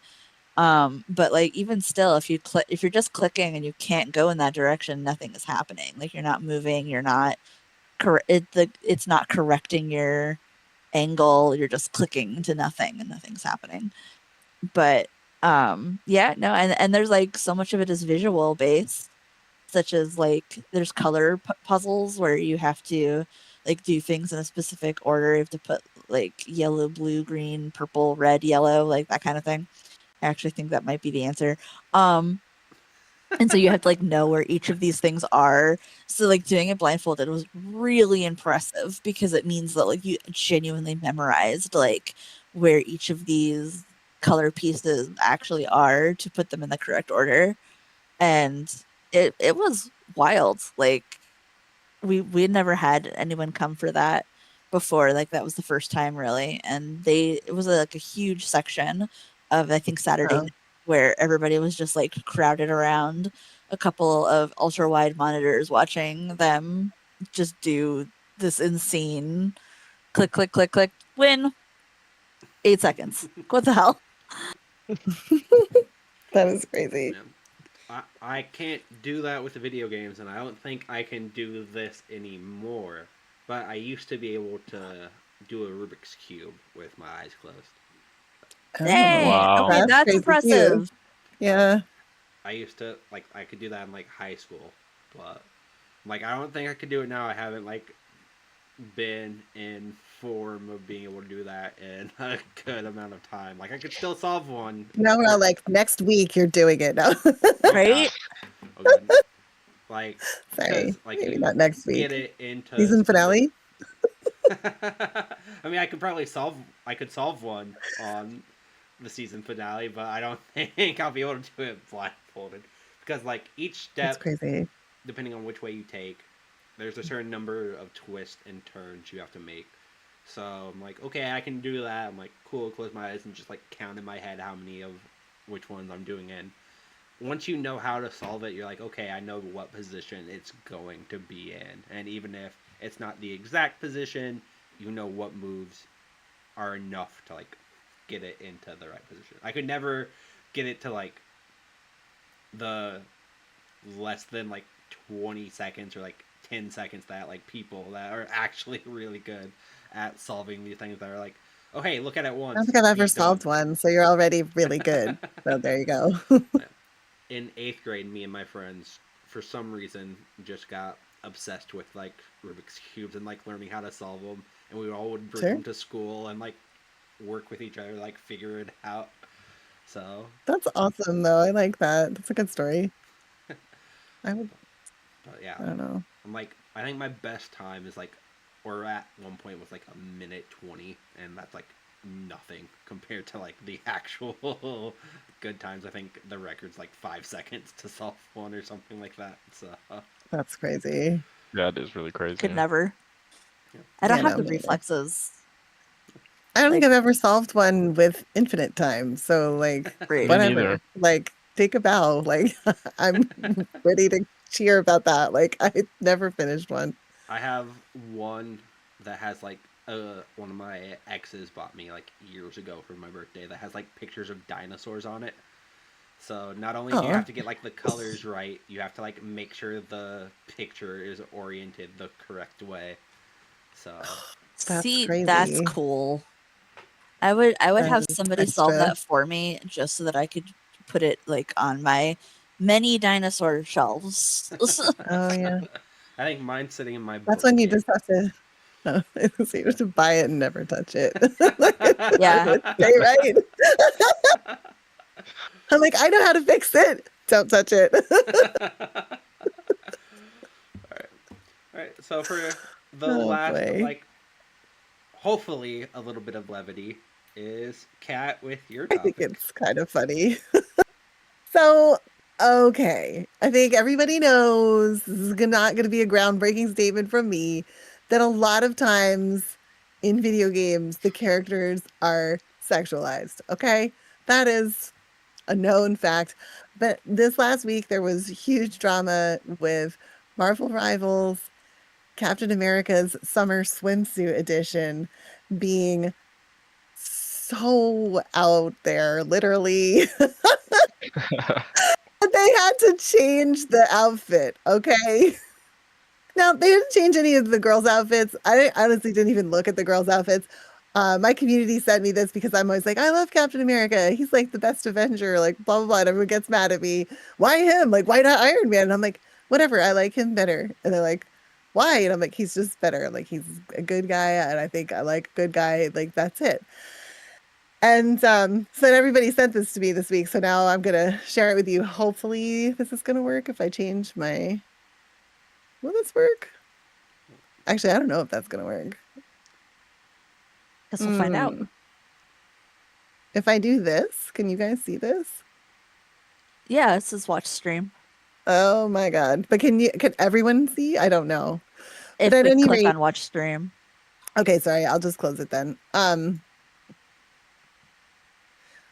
Basically what happened is he was so well endowed in the crotchal region that apparently it was breaking the emoji things that you could do in the game. It was all very distracting. It was like massive uproar on Reddit of people just talking about, you know, in the movies they talk about it being America's ass. They're like, that's not an ass, like whatever. Like it was crazy, and so I just thought I would bring that up as kind of like a funny thing. But I will say also that I thought it was a little bit.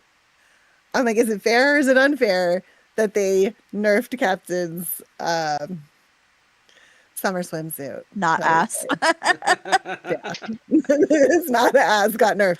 But that's what they're calling it. They're calling it the nerf of Captain's outfit. Okay, that's got to be the title of today. The not nerf, the nerf of the not ass. Which is So probably I mean, what do you guys think? Like, you think that's crazy? Like, how come that happened to him and not to any other outfits, like ever that I know it's about? probably because it Well, was actually, I take breaking that back. things. Except for Miranda's ass, right? Mass Effect, the whole ass effect gate. Like Yes, that the happened. ass effect. Other than that, I can't think of anything else where they actually fixed an outfit to make it more.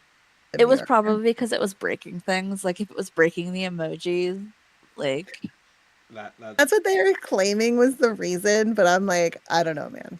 Yeah. I think a lot of people also complain because the game is T for teen, and they're like, it was too much. that's not teen.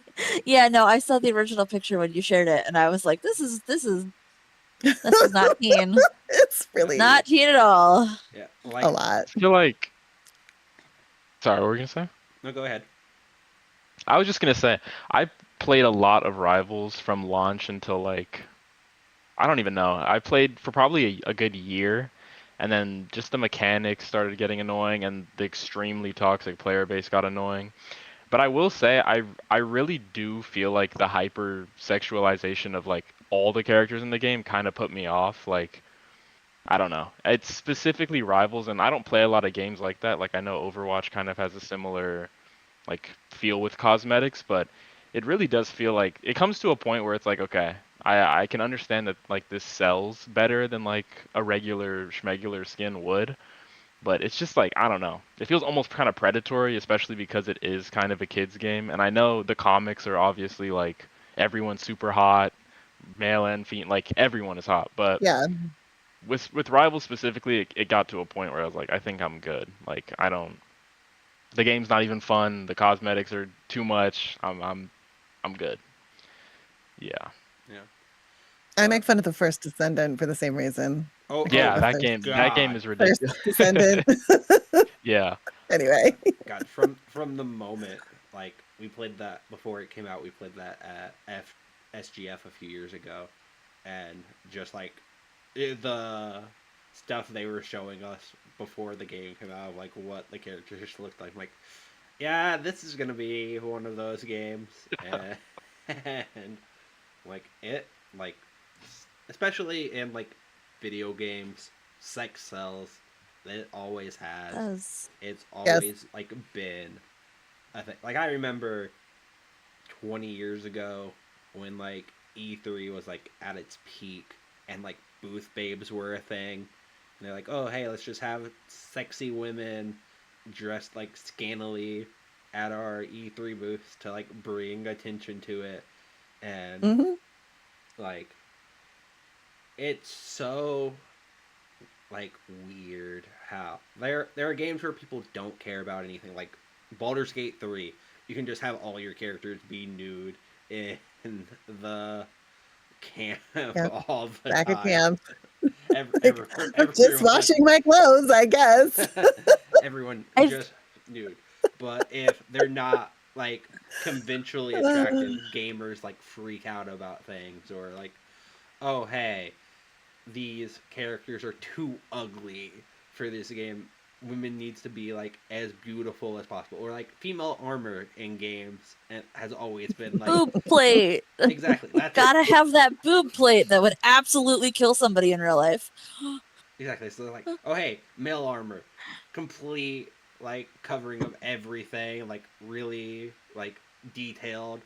Women armor, bra, panty, that's bikini. it. Yep. Yeah. Gold bikini.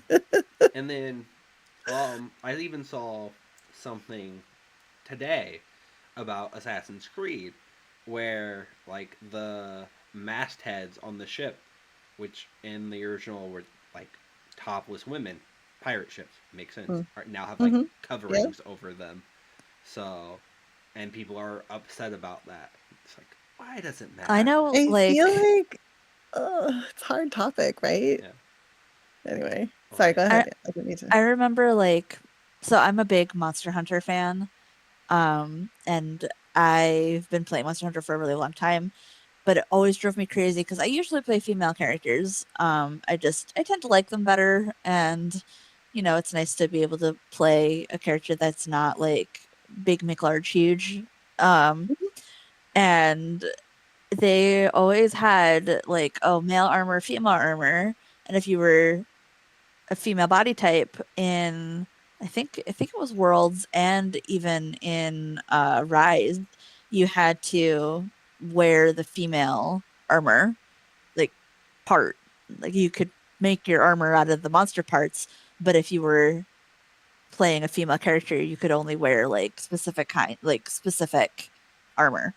And in Wilds, they did away with that. Now there is male armor and female armor, but you can wear whatever you want.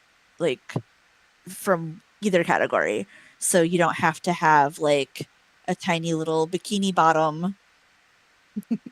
You can now actually use the male version, which is like full plate, like whatever. And I like I like being able to pick, I like honestly. being able And to pick sometimes I do too. dress my characters really sexy. I do that sometimes. But sometimes I'm like, I like to have choice. I like to have a bunch of different outfits. Like be like, oh well, if we're going to this planet, like she needs a snowsuit, and if she's going here, like then I need like my Lara Croft Tomb Raider thing, and then if I'm here, I need this. I think you should be able to pick. I yeah, don't think it should be like yeah, defaulting like what you're describing. And I remember like when Horizon Zero Dawn came out, like the original Horizon one, that there were a specific subset of people, and they were men on Twitter slash X who like zoomed in and took screenshots of her face and was like, "Oh, look at why did you give the woman a beard?" It was like peach fuzz. It's like yeah, on her cheek, like a I normal remember amount that. of peach fuzz. And Because then they she's were a like, "Oh, mammal. and you need to like, why didn't you give her any makeup options? This would look so much better." And it's like a AI faces Photoshop of Aloy's face looking like a supermodel, and it looks so uncanny freaking valley. I like couldn't even look at it for longer than like 3 seconds because it was so weird looking. And they're like, "Oh, and none of her armor is pretty enough. Like she looks like a person, a real person. She looks like a real person." And that's like why I liked those games so much, is because even on some of the ones that had like more bikini-esque, it made sense because it was for the area that was the desert area Yeah. and the hot area. So obviously you're not going to be covered in like 16 layers of furs, you'll die. So, Yeah. um yeah.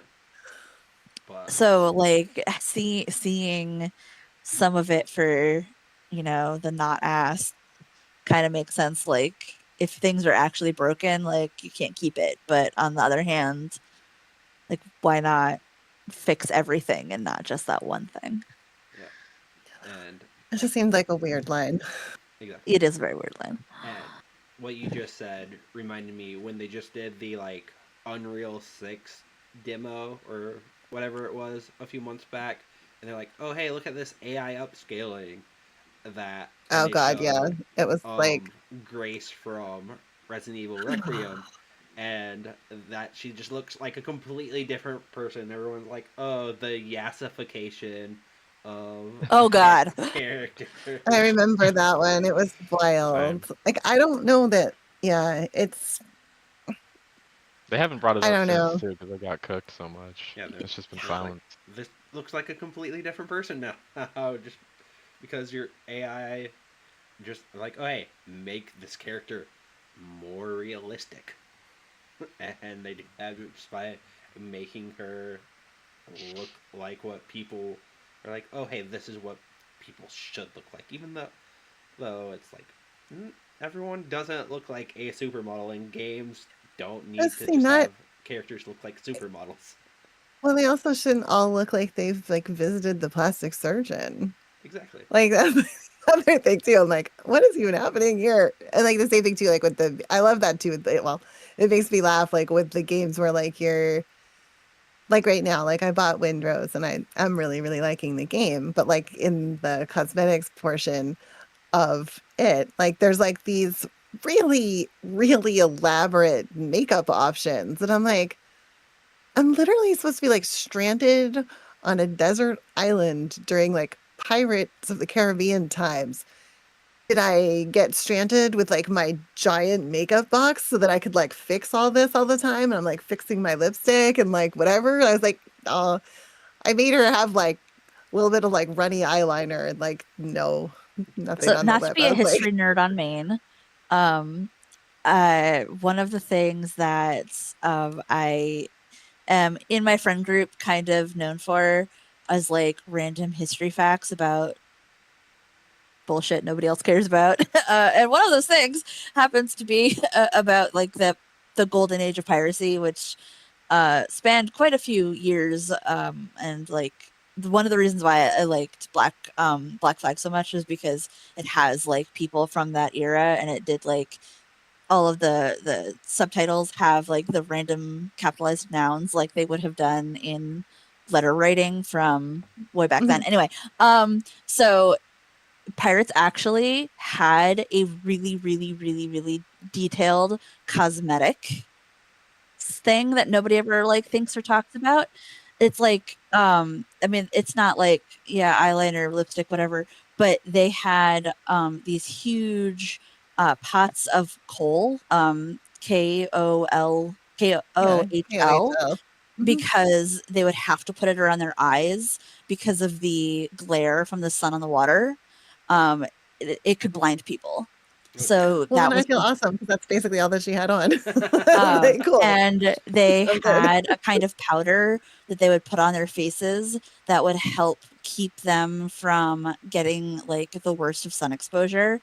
Oh, And they would cool. use a specific kind of tinted like lip balm kind of that was made from various parts of like sea creatures and things to keep their lips from getting chapped in the wind because they wanted to protect their like what little they did not have a lot of healthcare I options. would imagine. So and like everyone's like, oh yeah, everyone pirates always drink grog, but grog was actually medicinal because it was supposed to keep it kept you able to survive because it has so much vitamin C in it and you didn't get scurvy if you had grog on the ship. Scurvy. Living in the past just sounds horrible. Right? Yeah. I'm like, no thank you, I'm good. Oh yeah, I would never. You could never make me go back. Please, Never. modern medicine, please, and thank you. Exactly. Oh. Well, Like, anyways, that was my contribution for the week, I guess.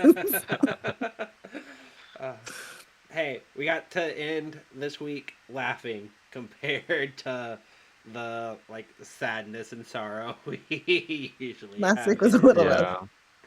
So Yeah. that's a plus in my book. So another good little pocket in the bad timeline. So, Bend, everybody. Bend. yeah. All right. Well, thanks for joining us this week, everyone. Feel free to follow us on the Mixdown socials at Mixdown Games or at Mixdown Video on YouTube. And we'll see you guys next week. See you next week. Bye, Bye, all. Bye everybody.